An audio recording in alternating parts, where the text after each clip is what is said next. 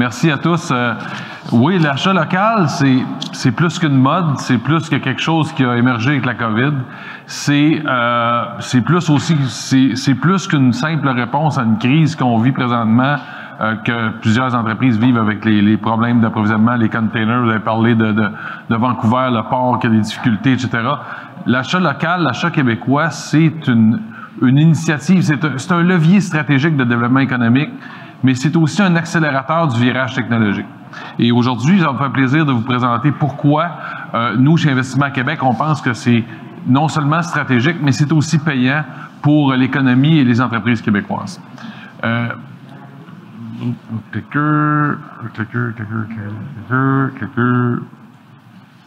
As-tu un problème? Ah, oui, c'est bon, parfait. Merci.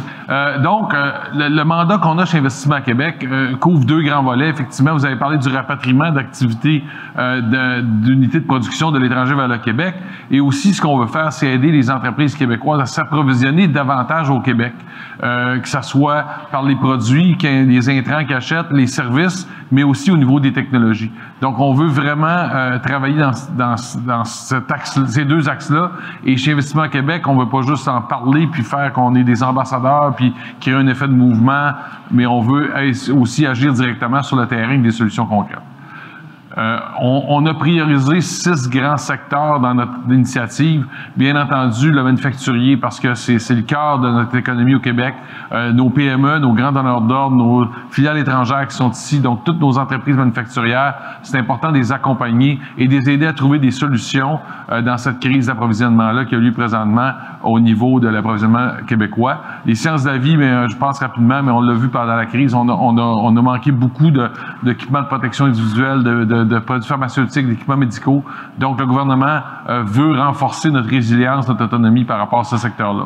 Les nouvelles technologies, les technologies propres et le transport électrique, je les mets ensemble parce que justement, si j'écoutais tantôt les entrevues que vous faisiez, la table ronde qu'on avait tantôt, il faut que l'achat local devienne un moteur d'intégration pour nos entreprises québécoises, de technologies québécoises dans leur virage qu'ils vont faire. Et c'est là-dessus qu'on veut aider beaucoup, nous les entreprises québécoises, nos PME, nos grandes entreprises, lorsqu'ils vont faire du virage technologique, d'adopter des technologies québécoises. On a des super belles entreprises au Québec de toutes les sortes de technologies, donc que ce soit en automatisation, en robotisation, en technologie propre, transport électrique. Donc, on veut s'assurer que l'adoption se fasse à partir d'entreprises québécoises qui sont en plein développement ou en émergence. L'autre élément aussi, ce qu'on veut s'assurer dans ces secteurs-là, c'est que la chaîne d'approvisionnement québécoise de chaque secteur, la verticale, soit le plus développé possible pour être capable d'avoir une capacité de développement puis un levier de développement économique, mais aussi une résilience à travers chaque secteur pour être maître de notre destin dans ces secteurs-là. Donc, c'est très important.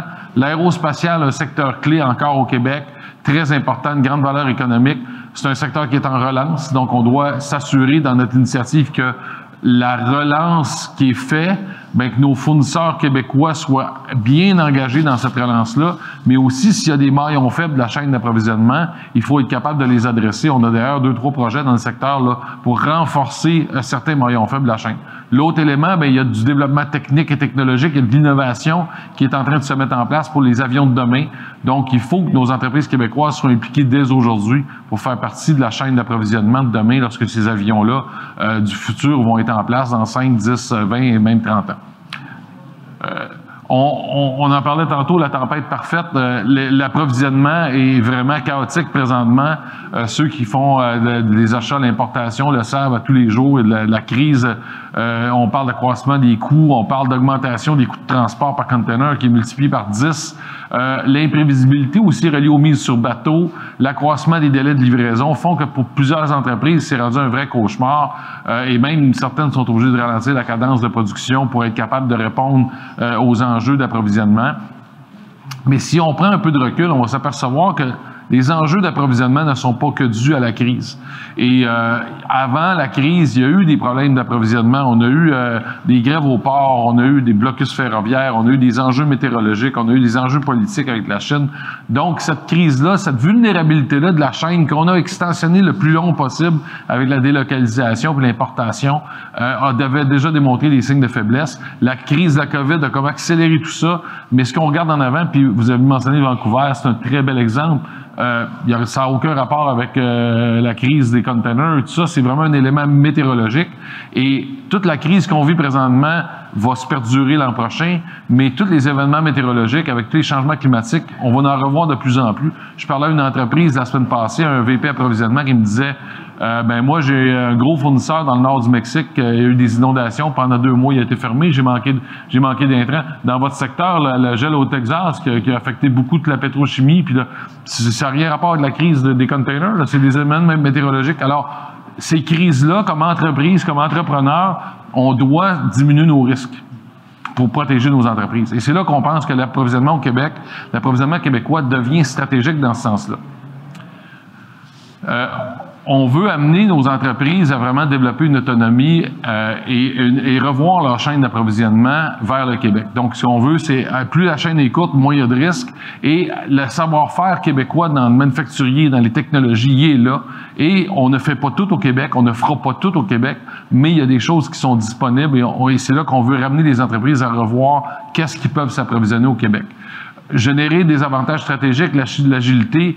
J'ai un directeur d'approvisionnement qui me disait il y a quelques semaines, il dit, moi, là, quand je peux faire affaire avec un fournisseur qui est dans le même fuseau horaire que moi, qui parle ma langue, qui est capable de se déplacer chez nous dans la même journée si jamais il y a quelque chose, que je suis dans la même devise, que si j'ai un problème, je peux aller le voir, s'il y a quelque chose, je peux venir me voir.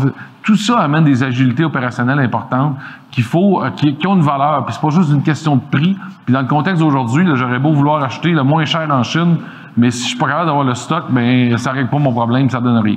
Donc, il y a des bénéfices financiers, bien entendu, à acheter à l'étranger, à acheter au Québec.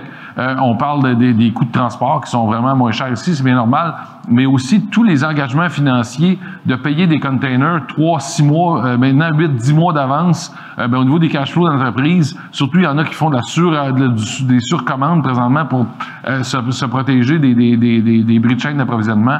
Donc, c'est un impact financier important sur les entreprises. L'empreinte environnementale, on l'a vu, la COP26 a été très challengeante dernièrement, mais on sent qu'il y a comme un virage environnemental important qui va amener aussi à de l'intégration technologique. Et j'étais avec un grand donneur d'ordre cet après-midi en rencontre avec leur vice-président, leur vice-présidente au niveau de la chaîne de sustainability et développement durable, donc responsabilité de développement durable de la chaîne d'approvisionnement mondiale, et leur vice-président achat au Québec. Et ils commencent à imposer des normes environnementales, ISO, des normes même de responsabilité sociale. Et de plus en plus, on va voir les entreprises. Donc, qu'est-ce que ça fait? C'est que les fournisseurs vont devoir adopter ces normes-là et ça a des implications techniques et technologiques. Donc, il y a des éléments aussi au niveau de la chaîne d'approvisionnement qu'il faut considérer à travers ça. Bien entendu, l'essor économique, lorsqu'on encourage des entreprises québécoises, bien, on nourrit l'économie. Et ça, je vais vous expliquer comment, par rapport aux technologies, ça va devenir très important. Donc, on amène les entreprises, nous, on a mis un parcours d'accompagnement pour aider les entreprises à revoir ce qui est disponible ici. Les entreprises se sont tellement délocalisées qu'il y en a, oui, ont des achats, puis surtout dans les achats, très méthodiques, on achète pas mal toujours des mêmes fournisseurs et tout ça. Donc, on s'est un peu déconnecté de ce qui est disponible localement et de prendre le temps de revoir. Et je vous dis, on a des belles surprises pour des clients à tous les fois qu'on fait un accompagnement qui sont convaincus qu'on ne trouvera pas de fournisseurs au Québec. Et très souvent, on en trouve et qui sont heureusement souvent compétitifs. Le troisième point pour moi est le plus important, c'est là que je fais un lien avec tout le virage technologique. Et ce que je parlais au début, le levier de développement économique. De ramener de la production au Québec, c'est ramener des capitaux pour nos PME. C'est ramener des ventes additionnelles. Et ces ventes-là additionnelles, vous le savez, on a un retard de productivité de 20% au Québec. Par rapport aux États-Unis, on a un retard de productivité de près de 50%. Si on ne fait pas le virage technologique rapidement, on sera plus compétitif. Mais ces nouvelles ventes-là qu'on amène au Québec, c'est des capitaux pour être capable d'investir justement dans ce virage technologique-là. Vous avez fait un virage technologique, ça coûte cher, ça demande beaucoup de ressources, beaucoup de temps. Oui, on a chez Investissement Québec, on a beaucoup de solutions d'accompagnement technologique, de solutions financières, etc. Mais quand même, donc, ramener de la production au Québec, pour nous, c'est ramener de l'argent dans nos entreprises pour être capable de faire ce virage-là qui est ultra nécessaire. Et je vais vous donner un exemple concret. On a un client d'Investissement Québec qui nous a appelé, qui nous dit, écoute, moi, j'ai un fournisseur que j'ai depuis longue date, mais là, il commence à être essoufflé un peu, de la misère à me fournir, il est moins fiable, la capacité de production est pas mal plafonnée, etc. Puis là, il dit, et c'est notre conseiller en développement économique local qui m'appelle avec le client, parce que le client avait dit, ben là, je considère aller à l'importation. Je dis, oh, time out, on n'ira pas à l'importation tout de suite. Je dis, que diriez-vous qu'on aille voir votre fournisseur? On va regarder comment on peut l'aider. Donc, c'était dans une autre région, on a mobilisé l'équipe régionale, développement économique, le CRIC et les gens de financement. Et ça l'a fini en un projet d'investissement de 15 millions. Agrandissement, automatisation. Le projet est en cours, l'agrandissement va être terminé à la fin décembre. L'automatisation va s'implanter dans le premier trimestre de 2022. Cette entreprise-là va augmenter sa capacité de production de 50 %, va être plus efficace, avec pas plus de main-d'œuvre. Donc, on vient d'utiliser l'achat local comme un levier de développement des entreprises. Et des exemples comme ça, je pourrais vous en donner des dizaines. Et c'est là-dessus qu'on veut miser, nous, à partir de l'achat local, pour en faire non seulement une réponse à la crise actuelle, mais un levier de développement économique. Et ce qu'on veut faire, puis je sais qu'il y a des grands donneurs d'ordre dans la salle, ce qu'on a commencé à faire aussi, c'est de dire, ben écoutez, si vous avez des fournisseurs qui commencent à avoir de la misère à vous suivre, soit au niveau de capacité, soit au niveau de productivité, soit au niveau d'adoption de normes que vous imposez, de certification, amenez-nous-les. Nous, on va travailler avec eux, puis on va les aider. On va les aider à s'améliorer et à se préparer pour être des bons fournisseurs de demain. Et si on réussit à faire ça, bien, toute notre chaîne d'approvisionnement local, dans 2 ans, dans 5 ans, va être devenue pouf, comme ça. Et c'est là qu'on pense qu'au Québec, on a vraiment une belle opportunité avec l'achat local. Puis au Canada, on est vraiment en avance sur tout le monde dans notre développement économique là-dessus. Donc, on a mis en place des outils, puis je passerai rapidement. On a un site web qu'on a mis en place, une petite page web très simple, mais axée sur des solutions. Donc, vous avez l'adresse au bas de la page. On a un calculateur de coût des importations. Donc, on a un outil qu'on a mis en place avec le Centre de transfert technologique d'innovation en logistique ici à Montréal, Innovlog. Donc, c'est un calculateur qui est un fichier Excel dynamique qui calcule de façon très simple le vrai coût d'importation basé sur 25 paramètres.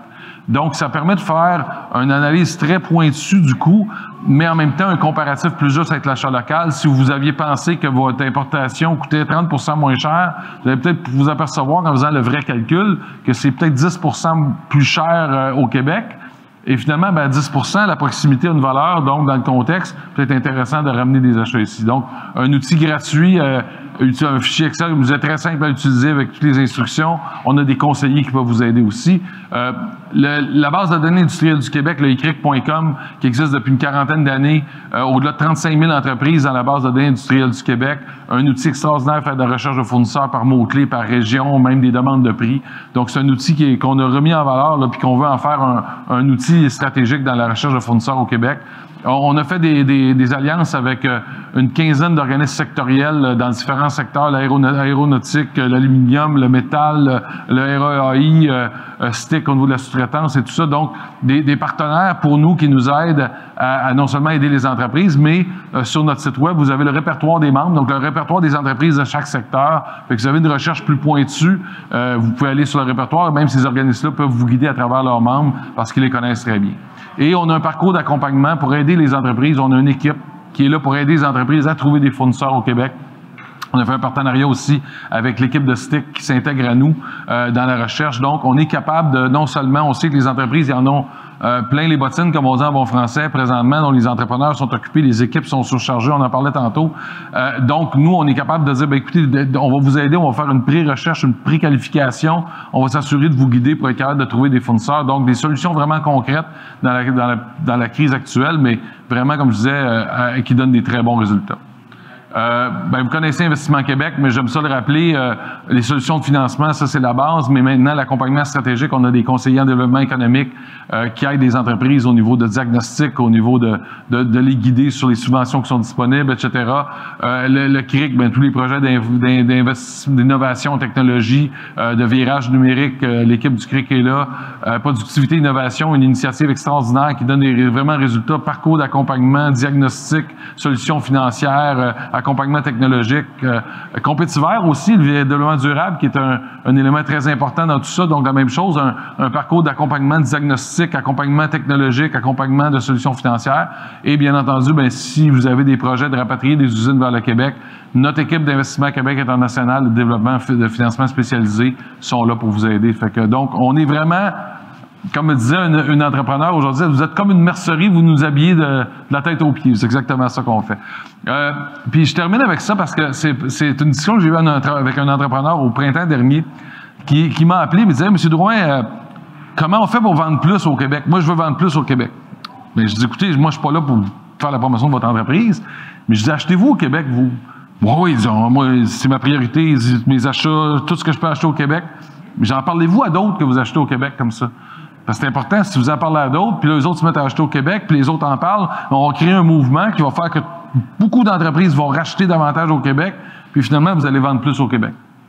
Puis, tout ce virage-là qu'on amène, bien, en amenant ces capitaux-là, en aidant nos entreprises à faire de l'amélioration, de la productivité, du virage technologique, bien, nos entreprises vont être juste plus compétitives à l'importation. J'étais avec le centre de conseil du patronat du Québec cette semaine, puis on parlait du Buy American, mais je dis, une entreprise qui a un produit innovant, qui est compétitive dans ses prix, qui est capable de livrer, peu importe la barrière tarifaire, la barrière frontière qu'il y aura, ces entreprises-là vont être en demande et vont être attractives. Alors, c'est ça qu'il faut faire au Québec, c'est amener nos entreprises comme la vôtre, avec des belles entreprises québécoises innovantes pour le futur. C'était ça que je voulais vous parler aujourd'hui.